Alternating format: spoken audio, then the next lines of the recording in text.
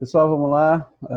Muito bom dia, boa tarde, boa noite, independente do horário que vocês estejam ouvindo e vendo esse vídeo. A gente vai começar falando basicamente sobre frenectomias, tá? A gente vai utilizar esse formato de aula inicialmente, não quer dizer que a gente vá seguir isso aqui até o final. A gente pode fazer modificações, a gente pode mudar o estilo do vídeo, a gente vai tentar se adequar à melhor forma, ao melhor formato que consiga realmente transmitir o conhecimento de uma forma satisfatória para vocês. A gente vai começar falando hoje sobre frenectomias. A gente já teve uma breve aula no Telegram sobre a questão das comunicações bucosinusal, a gente já deu alguns exemplos falando sobre aquele caso de múltiplos dentes.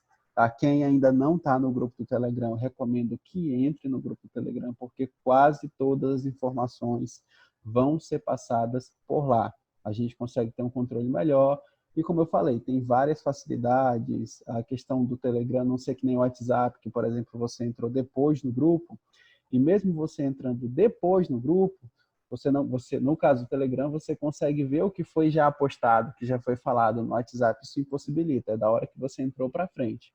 Então, por isso a gente vai acabar utilizando o grupo do Telegram. Então, eu volto a falar a vocês. Quem ainda não está no grupo do Telegram, por favor, entre no grupo, que as informações vão ser todas repassadas por lá, tá? Os resumos estão sendo repassados por lá de aula, algumas aulas por áudio, algumas imagens, alguns casos, alguns artigos, tudo está sendo passado pelo grupo do Telegram. Então, digita lá, cirurgia bucal no Telegram, que vocês vão encontrar o Telegram, entrem no grupo e lá vão ser enviados todos os conteúdos que a gente está ministrando aqui e alguma coisa complementar ao que a gente está falando. A gente vai falar inicialmente sobre frenectomias, tá? Essa aula vai servir para todas as turmas. A gente vai falar um pouco sobre as indicações de técnicas. Falando sobre frenectomia, ainda dentro do curso de odontologia, a gente tem algumas limitações do próprio curso, que muitos cursos não abordam de forma com mais ênfase esse tema. Tanto é que não é incomum você encontrar, às vezes, cirurgiões dentistas que se formaram, né, que concluíram o curso e nunca fizeram nenhuma frenectomia, nenhuma frenotomia. E aí, um procedimento simples, prático, rápido, que obviamente tem seus riscos, tem suas complicações, a gente vai falar sobre isso no decorrer da aula, a pessoa muitas vezes não se sente preparada para fazer. Tá? Então, o objetivo é a gente tentar esclarecer algumas dúvidas, aperfeiçoar um pouquinho mais sobre o tema, aprofundar um pouco mais, e a gente vai ter aulas com um pouco mais de complexidade sobre esse tema, não só frenectomias, mas como cirurgia de tecido mole um pouco mais para frente.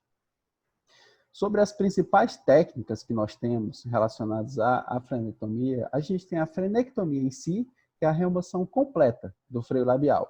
E ela é muito mais comum e bastante realizada em adultos. Tá? Adultos, a gente realmente utiliza muito a questão das frenectomias, adultos jovens, porque nesses casos a indicação, quando tem indicação, é fazer a frenectomia. A gente tem a frenotomia, que é só a secção do freio. Na frenectomia a gente remove todo o freio e na frenotomia a gente só faz uma secção do freio.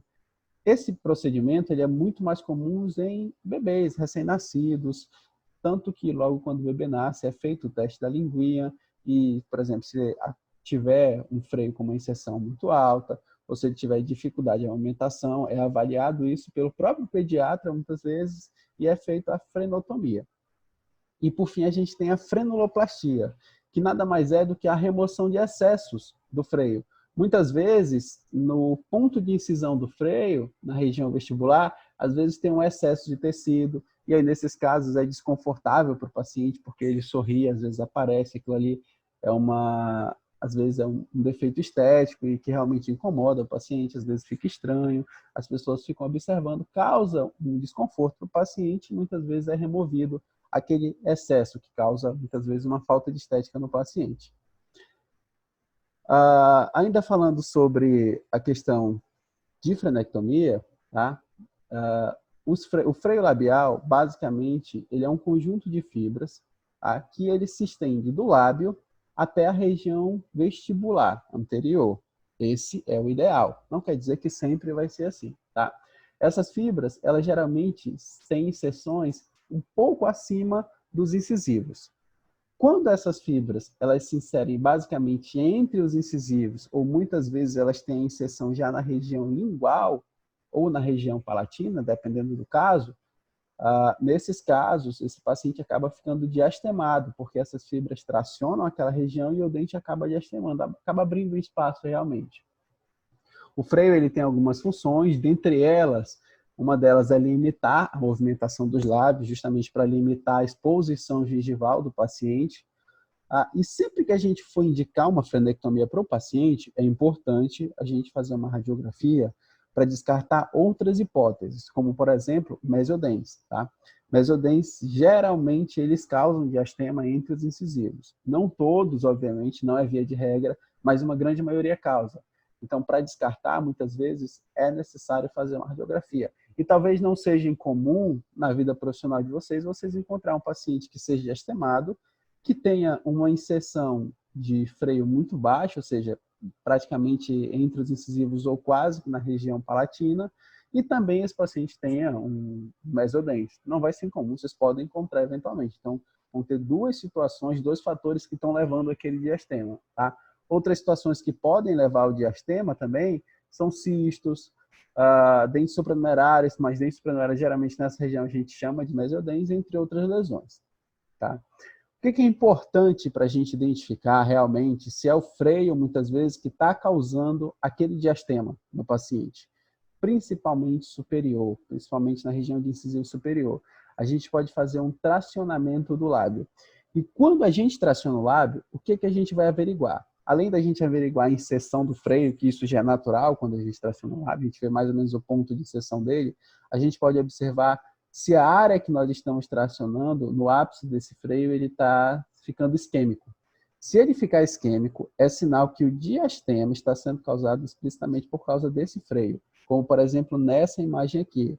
É um paciente jovem, vocês podem ver pela própria dentição, que é um paciente jovem, tem elemento descido aqui nessa região. E se vocês perceberem, nessa região interpapilar, aqui entre os incisivos, interincisal, o tecido está bem esquemiado, o tecido está bem branco. É sinal que essas fibras, elas possivelmente estão causando esse diastema. Elas estão com uma inserção muito baixa, quando você traciona, elas comprimem um pouco esse tecido e deixam o tecido um pouco esquemiado. Então, esse aqui seria um paciente candidato a fazer uma frenectomia para tentar resolver principalmente essa questão do diastema. Tá?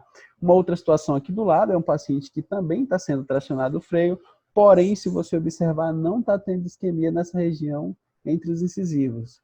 Então, nesse caso, não haveria necessidade de fazer a frenectomia, exceto se, quando esse paciente sorrisse, sem um abridor de boca, como no caso ele está aqui, esse freio causasse algum desconforto estético para esse paciente. Aí talvez fosse necessário fazer uma frenoloplastia, por exemplo, remover alguns excessos de forma que não removesse todo o freio, porque talvez remover todo o freio nesses casos cause uma mobilidade excessiva do lábio superior e esse paciente acaba ficando com um sorriso gengival. Quais são as reais indicações para a gente fazer a frenectomia labial? Né? Então, vamos lá. Basicamente, algumas delas, tá? Eu vou citar aqui, mas as principais a gente vai falar não só aqui, como mais para frente, em outras aulas também a gente vai abordar um pouco melhor elas. Tá? Freio labial com profunda extensão paralingual. Tá? Provavelmente, nesse caso aqui, esse próprio freio labial desse paciente mais jovem, ele tem uma extensão que talvez vá lá para a lingual. Então, se a gente estivesse colocando o espelho, possivelmente aqui na região palatina também, perdão, na região palatina, a região palatina estivesse um pouco esquemiada também, mostrando que ele tem uma profunda extensão para a palatina ou para a lingual. Tá? Geralmente, quando o freio causa interferências funcionais, isso às vezes está mais ligado à questão ortodôntica, a ortodontia do paciente. Quando ele causa interferência na mobilidade labial, muitas vezes o freio ele é muito curto, então ele causa uma limitação labial no paciente. O paciente sorri, muitas vezes não consegue levantar totalmente o lábio pela questão do freio. A gente também pode fazer frenectomias para pacientes que vão utilizar prótese e a gente visualizar que do ponto de vista protético aquele freio não é favorável, ele vai prejudicar a retenção da prótese. Então, em alguns casos, alguns pacientes, a gente pode fazer frenectomia labial e lingual, buscando labial e lingual e até remoção de algumas bridas, se fosse o caso, para poder facilitar a retenção da prótese. Tá? Problemas periodontais, muitos freios, eles causam, às vezes, retração gengival, Às vezes eles causam, além de retração gengival, rotação dos incisivos e uma série de outros problemas periodontais que indica a remoção do freio, tá? Diastema entre os incisivos centrais, lembrando que esses diastemas eles têm que ser sempre estudados de uma forma mais individual. Não é porque o paciente é diastemado que precisa fazer a frenectomia. Muitas vezes o paciente é diastemado e a causa do diastema não é o freio, tá? É outra situação, como a gente falou. Pode ser um mesodente, pode ser um cisto.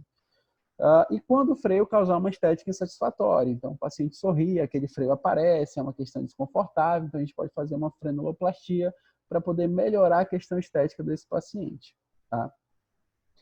A técnica é muito simples, tá? Basicamente ela consiste na antisepsia, montagem do campo operatório, obviamente, e anestesia. A anestesia, ela é uma anestesia infiltrativa local, digamos que a gente fosse fazer, por exemplo, a frenectomia labial superior. Então, a gente anestesiaria basicamente uma infiltrativa local entre o freio labial, então de um lado e de outro, nunca em cima do freio. Se a gente anestesiar em cima do freio, a gente perde toda a referência de tecido para remover. Então, a gente sempre anestesia lateralmente ao freio, tá? Paralelo ao freio. Então, uma infiltrativa local paralela ao freio.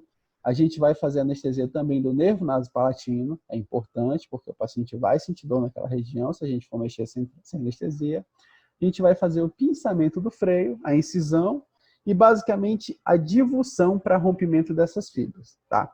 Quando a gente fala de divulsão para o rompimento das fibras, quando a gente tem aquela situação de o freio estar com uma projeção muito para a lingual ou muito para a palatina, ele tem uma inserção literalmente entre os incisivos, essas fibras elas precisam ser rompidas. Então, só remover o freio não vai resolver o caso. Nessas situações, é preciso também, às vezes, com o descolador de Mohs, você raspar aquela região para tentar romper todas aquelas fibras que estão entre os incisivos. Tá? Posterior a isso, você vai fazer a sutura e, obviamente, as orientações pós-operatórias e a medicação do paciente. Então, aqui, vamos lá, a gente tem uma imagem de um freio, que vai ser, obviamente, removido. É feito o pinçamento, nesse caso, foi feito bem no centro do freio, e após isso a gente inicia com a incisão. A incisão ela é tanto superior quanto inferior, tá? Seguindo literalmente todo esse contorno do freio. Então, você vai entrar com bisturi aqui em cima, rompendo o tecido até o ápice da sua pinça, e a mesma coisa você vai fazer por baixo. Qual pinça você vai utilizar? Pode ser uma Kelly curva, pode ser uma Kelly reta, fica muito a critério do cirurgião dentista com que ele tem mais facilidade. Eu, particularmente, prefiro sempre a Kelly curva, tá? Mas pode ser uma Kelly reta também sem problema nenhum. Após isso, como eu falei, você vai fazer a divulsão do tecido, então entra com o divulsionador e às vezes é importante raspar um pouquinho essa região para ficar assim, ó, o osso evidente, o osso aparente. É sinal que você rompeu aquelas fibras que estão desde a região labial até a região interincisal. Tá? Então, quando você faz esse rompimento de fibras, aí sim você consegue fazer a sutura sem problema nenhum. Qual fio que a gente deve usar? Isso é uma grande questão, muita gente fica na dúvida às vezes. O ideal, de fato, seria que a gente utilizasse os fios removíveis, os fios reabsorvíveis, perdão. Tá? Então, poderia ser um fio Vicryl, poderia ser um Catgut 4.0, que é um pouco mais fino, um pouco mais delicado. Claro, a gente tem esses fios? Nem sempre. A gente tem a possibilidade de comprar? Tem. Mas, às vezes, esses pacientes aparecem na clínica sem a gente esperar. Então, a gente também pode utilizar, por exemplo, um fio de seda, tá? Desde que seja o paciente tenha uma higiene boa, isso é importante, o paciente ter uma higiene boa, e um fio de seda 4.0, um fio um pouco mais fino, nada aquele fio grosseiro, principalmente para o tecido, tá? O fio de seda, ele tem aquele efeito pavio, ele acaba contaminando, ele acaba agregando biofilme, e esse biofilme ele vai migrando em direção à sutura, então é por isso que a gente chama de efeito pavio, e acaba inflamando aquela região onde o fio entra na gengiva do paciente. E também pode utilizar o fio de nylon. Só que o fio de nylon, principalmente para as frenectomias, ele se torna muito desconfortável. Se for um fio de nylon fino, exemplo, 5.0, ok, você consegue utilizar e o paciente não vai ter tanto desconforto. Mas um 4.0, 3.0, na região de lábio ou de língua, ele já incomoda bastante. Facilita muito para remoção, são fios muito bons para remover, acumula praticamente zero biofilme, mas uma grande desvantagem é esse. Às vezes ele machuca. Então, o ideal realmente seria que fosse os fios reabsorvíveis. E aí a gente sempre se pergunta, mas tem risco esse procedimento? Bom, todos os procedimentos em cirurgia vão ter seu risco. Basicamente, na odontologia, tudo que a gente faz existe um risco. Umas com mais risco, outras com menos riscos, alguns riscos muito graves, outros mais grandes, mas quase todo procedimento que a gente faz geralmente tem risco, né? Risco zero, eu acho que nem ficar em casa deitado. Então, vamos lá. Quais são os principais riscos que estão relacionados principalmente à frenectomia labial? Os riscos, basicamente, é o rompimento de alguns vasos, tá? Ou, basicamente, a artéria realmente, de fato, labial superior ou labial inferior. É muito difícil você fazer esse rompimento, porque essa artéria, ela geralmente está numa camada mais profunda. Então, você tem que ser um pouco mais invasivo, digamos assim, para você fazer realmente esse rompimento. E geralmente ela não está em direção ao osso. Aqui na imagem realmente parece que ela está aderida ao osso, tá? Mas não é bem assim. Ela está aderida ao tecido labial. Então, aquela questão de entrar com o descolador e raspar aqui essa região do osso, não quer dizer que você vai raspar a artéria, que vai romper a artéria e que vai começar a ter um sangramento exponencial absurdo de você conseguir controlar. Mas basicamente ele está aderido ao tecido, ao lábio. Tanto que, se você pegar muitas vezes no lábio do paciente, ou até mesmo no seu lábio, você consegue sentir a pulsação da artéria labial. Isso é normal, isso é comum, todos os pacientes vão ter isso. Então, não necessariamente você fazer uma frenectomia e pegar o sindesmótomo e dar uma raspadinha nessa região, quer dizer que você vai acertar a artéria. A artéria não está nessa região como na foto mostra aqui. É só uma foto ilustrativa, tá? Para você ter uma noção dos vasos, posicionamento, quem é ramo de quem. Mas existe o risco, por exemplo, do rompimento da artéria labial e pode ter um sangramento exacerbado. Claro que para isso você vai ter que ser bastante invasivo no procedimento. A frenectomia lingual, ela já exige talvez alguns cuidados maiores, tá? Pela própria questão anatômica, a região, algumas estruturas mais próximas causam talvez uma dificuldade maior para alguns cirurgiões dentistas de fazer o procedimento. Falando sobre a frenectomia labial, ela é indicada para os casos de anquiloglossia. O que é anquiloglossia? É a língua presa. Basicamente é isso, tá? Então, sempre que esse freio lingual ele tiver com uma inserção anormal, a gente vai ter que fazer a frenectomia lingual desse paciente. Se for em recém-nascidos, a gente vai fazer a frenotomia e geralmente a gente realiza quando ele está causando uma dificuldade na amamentação. Então, a criança, o bebê, tem um freio que geralmente causa uma deficiência de projeção lingual, ele não consegue fazer a sucção de forma satisfatória, e aí, nesse caso, o pediatra indica a frenotomia, tá? A frenotomia, basicamente, vai ser feita como? Você vai pegar uma pomadinha anestésica, tá? Passar entre os dedos e passar entre essa região do freio lingual do recém-nascido, de um lado para o outro, dos dois lados, basicamente. Você vai passar e você vai entrar com uma tesoura e realizar um corte aqui, um pique, literalmente, vai só cortar. Depois que você cortar, você entrega o bebê para a mãe e a mãe bota ele para amamentar, tá? Naturalmente, o sangramento vai parar, o bebê não sente dor, porque nessa região o freio do bebê é tão fino que mesmo você passando só um anestésico tópico, o anestésico tópico é capaz de difundir entre as duas camadas, de um lado para o outro. E aí, nesse caso, o bebê não vai sentir dor, claro, como é bebê, ele vai chorar pelo procedimento, você está manipulando a boca dele, mas logo depois você colocar na mãe, que ele começar a amamentar, ele vai parar de chorar, tá? Crianças, a gente também indica a frenectomia lingual, muitas vezes por causa da fonética e da dicção do paciente. Paciente que tem a língua presa, dificuldade de falar principalmente as palavras com R, com L, então sempre a língua não consegue tocar o céu da boca, então todos os fonemas que a língua precisa tocar, às vezes no céu da boca, o paciente tem dificuldade de falar, e aí nesse caso é preciso fazer a frenectomia lingual.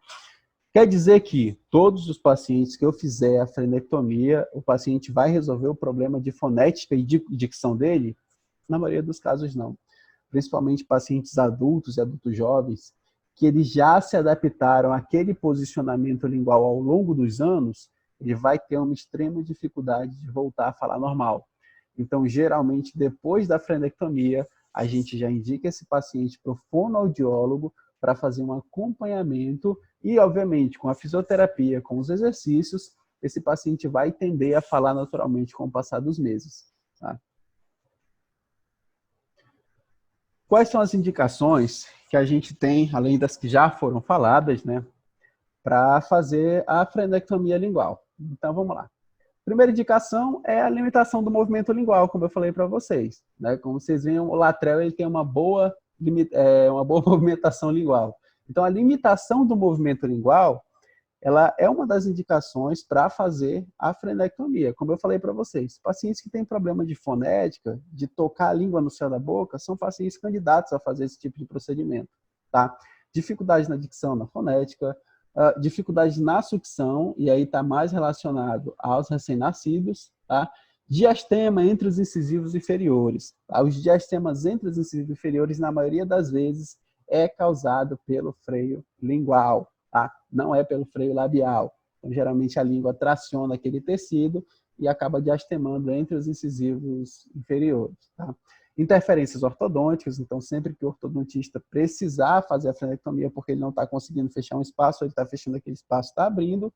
E em alguns casos de trauma local, às vezes traumatiza o freio, e aí muitas vezes, em vez de você tentar suturar o freio, vai causar muitas vezes uma iatrogenia naquele local, ou uma fibrose, o ideal é que você remova o freio totalmente. Tá? Técnica cirúrgica da frenectomia lingual. Então, vamos lá. Basicamente antisepsia, montagem do campo operatório, que igual a frenectomia lingual, e a gente faz anestesia. Na anestesia, é importante que a gente também faça aquela anestesia infiltrativa, tá? A gente faz paralelo ao freio, a anestesia, dos dois lados. Não pode fazer em cima do freio, porque você pode mascarar a estrutura. Então, você vai perder sua referência para fazer o procedimento. Então, paralelo ao freio, ou você pode anestesiar diretamente o nervo lingual. Eu, particularmente, prefiro só paralelo ao freio, é mais que o suficiente, tá, para poder fazer o procedimento. E aí você pode fazer uma anestesia no ápice da língua do paciente. E aí, depois que você fizer essa anestesia, você vai transpassar o fio de sutura na ponta da língua do paciente e vai tracionar essa língua. Vai ficar melhor para você manipular a estrutura, porque é muito chato você ficar manipulando a língua do paciente com uma gaze, tá? Às vezes o paciente saliva muito, tem a questão de sangue, muita mão num espaço pequeno, que a gente trabalha com boca, a gente trabalha com campo operatório reduzido já. Então, para facilitar, a gente pode fazer uma anestesia no ápice da língua e a gente faz uma transfixação com o fio e traciona a língua para fora, tá? Para cima, para onde a gente quiser, para facilitar a nossa visualização e manipulação da língua, nesse caso. A gente vai fazer o pinçamento do freio, que nem a gente fez o pinçamento do lábio, do freio labial, como eu mostrei para vocês nas imagens anteriores, que a gente vai fazer incisão, divulsão, sutura, as orientações pós-operatórias e medicação. Tá? Uma situação importante, tá? Na divulsão, façam de preferência com uma tesoura íris, mas eu prefiro uma tesoura de ponta romba para, eventualmente, você não conseguir acertar a artéria lingual. Tá? Existe o risco de você romper essa artéria e ter um sangramento. Obviamente, são artérias que estão num plano mais profundo, e geralmente não é o plano que a gente trabalha. A gente fica num plano um pouco mais superficial quando a gente faz a divulsão. Outra situação importante é, após você fazer a incisão e divulsão, você pega o fio e traciona a língua para fora e vê a projeção lingual desse paciente. Você pode fazer até um antes e depois. Faz um tracionamento. Logo que você fizer a rafia da língua e tracionar para fora, você fotografa, tá? Fotografa de forma... Fotografa a projeção da língua para fora da boca. E depois que você fizer a incisão, a divulsão do tecido, você faz um novo tracionamento para você verificar se realmente essa cirurgia foi satisfatória, se realmente essa língua está com uma projeção melhor, ela está com uma mobilidade melhor, e aí depois você pode fazer a sutura. Se você achar que não está com uma mobilidade melhor, o ideal é que você divulsione um pouco mais para romper melhor essas fibras. Tá? Aí sempre faz uma foto de perfil lateral com a projeção lingual, que você consegue visualizar melhor essa projeção, se ela está satisfatória ou não. Anestesia, né? Anestesia, a gente sempre se pergunta, basicamente, qual técnica anestésica. Como eu falei para vocês, a técnica anestésica, é sempre a que mais agrada o cirurgião dentista. Tem aquela questão de anestesiar o nervo lingual e tem a opção de você fazer somente a infiltrativa. Eu, particularmente, prefiro fazer só a infiltrativa, que é um procedimento menos invasivo, é rápido, então não tem a necessidade de você fazer anestesia lingual bilateral. Pode fazer? Pode fazer. Se você tiver dificuldade, por exemplo, de anestesiar o nervo lingual, eu recomendo você fazer sempre isso, que aí você vai pegar a prática para anestesiar melhor o nervo lingual. Tá? Então, mas eu particularmente prefiro fazer entre o freio, tá? Paralelo ao freio, você consegue fazer uma anestesia satisfatória e fazendo no ápice da língua também. Então, vamos lá. Sempre que você for fazer o pinçamento, existem duas formas de pinçamento. Um pinçamento tradicional, como a gente falou, naquela questão da cirurgia labial, que a gente coloca uma pinça bem no meio, e a gente tem a técnica do pinçamento dupla. Tá? Qual é a função dessa técnica do pinçamento dupla?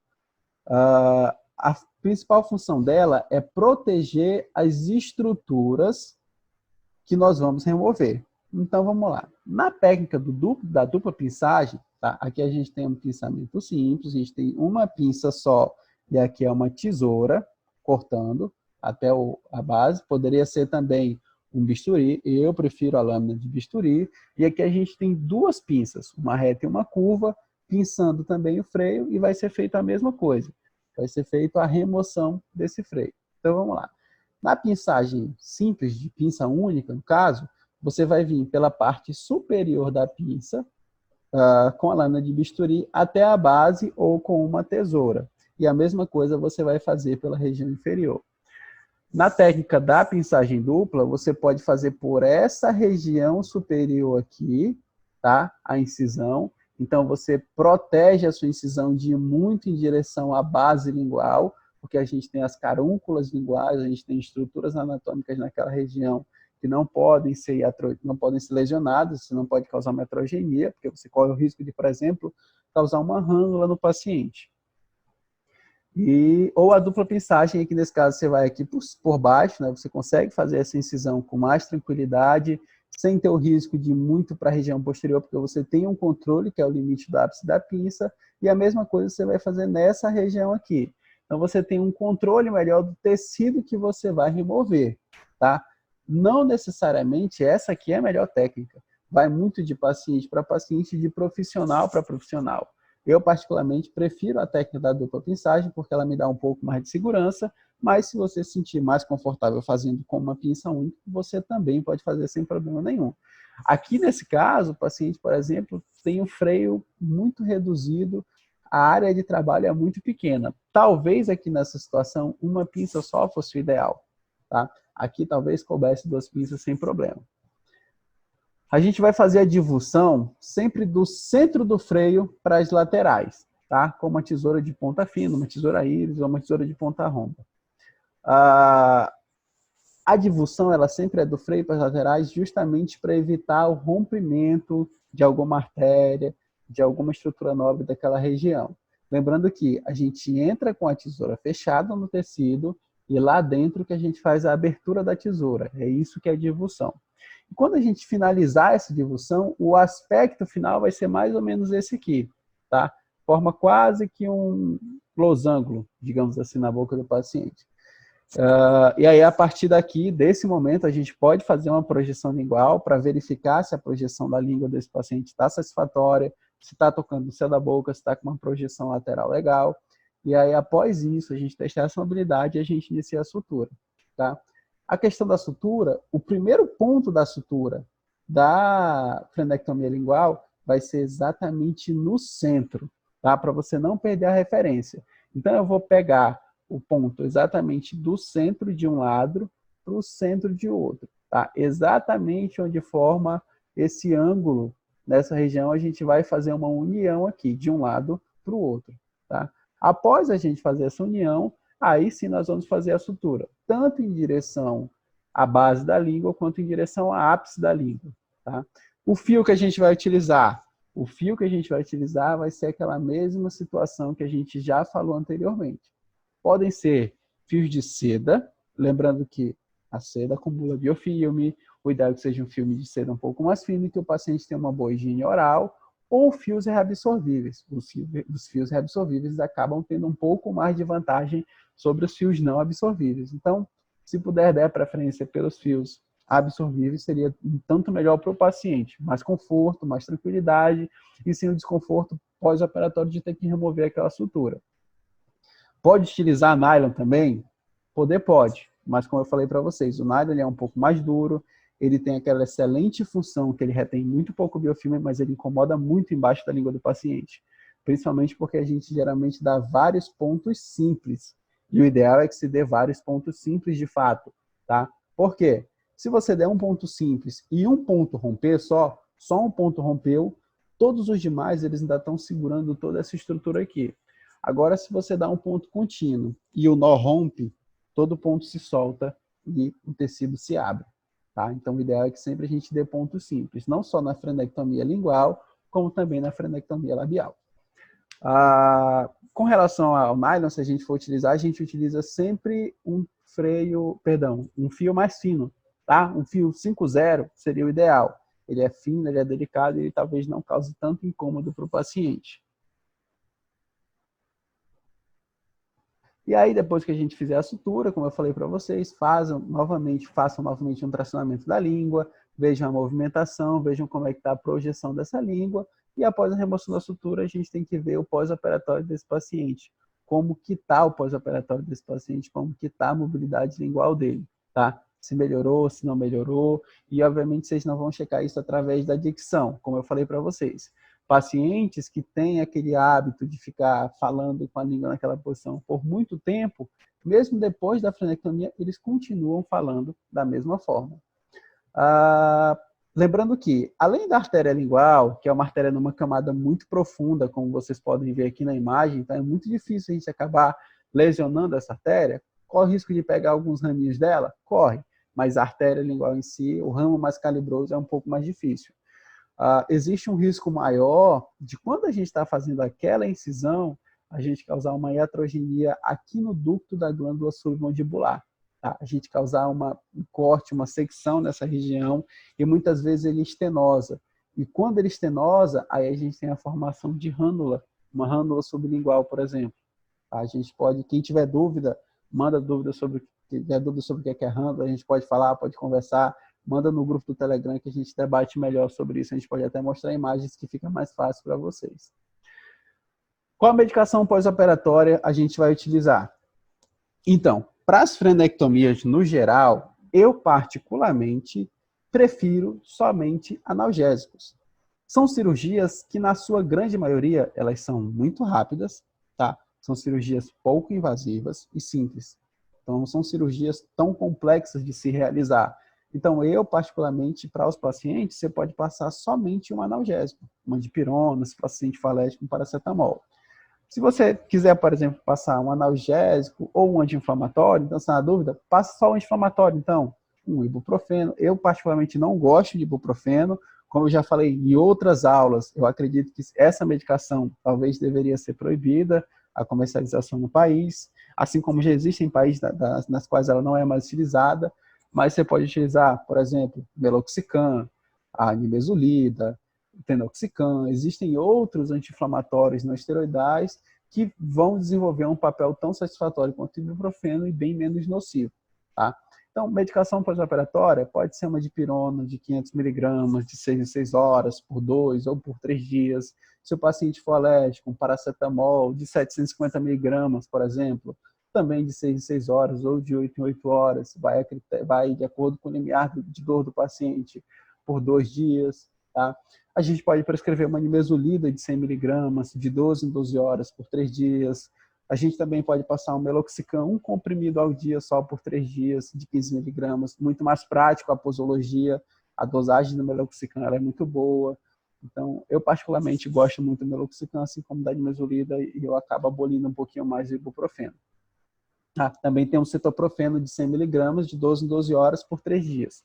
Então, tudo isso são exemplos de medicações que você pode prescrever para o paciente e que vão ser satisfatórias justamente porque, como eu falei para vocês, a cirurgia é rápida, a manipulação de tecido é pouca E a dor pós-operatória também é muito pouca nesses pacientes. Se você fizer o procedimento num tempo mais curto, obviamente nem edema muitas vezes vai ter nessa região.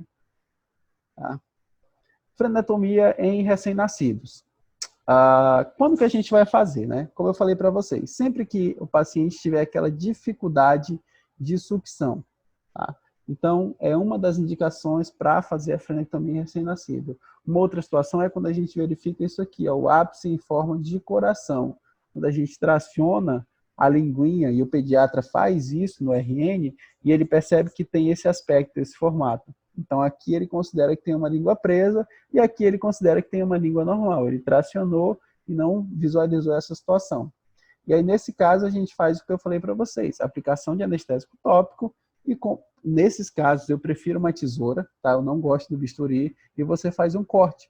Simplesmente secciona, faz um corte aqui de um lado para o outro e entrega o bebê para a mãe e coloca para amamentar. Pode fazer uma compressãozinha local ali, mas o sangramento é muito pouco, passam muito poucos vasos sanguíneos, eles são muito finos nessa região, então rapidamente eles vão coagular e o sangramento vai parar, o bebê não vai sentir dor, tá? Obviamente ele vai sentir algum desconfortozinho ali no primeiro, no segundo dia, mas depois volta tudo ao normal.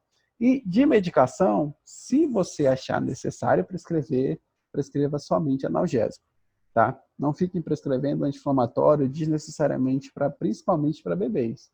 Tá? Então, recém-nascidos, eu particularmente não prescrevo nada. Em crianças também a gente pode fazer a frenotomia. Lembrando que depende muito da idade da criança. Tá? Algumas crianças a gente talvez já tenha que fazer a frenectomia mesmo, com a incisão, divulsão. Mas crianças muito novinhas, até 1 ano, 2 anos, o ideal é que você faça só a frenotomia mesmo nesse caso, e ela já vai ser satisfatória para o paciente. Tá? Uma coisa importante, pessoal, sobre a questão de cirurgia de tecido mole. Como a gente aborda muito cirurgia de tecido duro, a gente faz muita cirurgia de dente supranumerário, cirurgia de siso, cirurgia de dente incluso, exodontias múltiplas, exodontias de outros elementos, que é basicamente o que consiste a cirurgia bucal, a disciplina em si, mas cirurgia de tecido mole a gente faz muito pouca. Mas eu vou dar aqui para vocês 3 dicas que são dicas excelentes para a cirurgia de tecido mole, e você memorizando e aprendendo essas 3 dicas, vocês vão perceber que vocês não vão ter dificuldade para fazer cirurgia. Tá? Principalmente, vocês não vão ter dificuldade para fazer cirurgia de tecido mole. Então, são 3 dicas boas, memorizem, guardem com vocês, anotem essas dicas, tá? Que elas são fundamentais para a cirurgia de tecido mole. E as 3 dicas, pessoal, são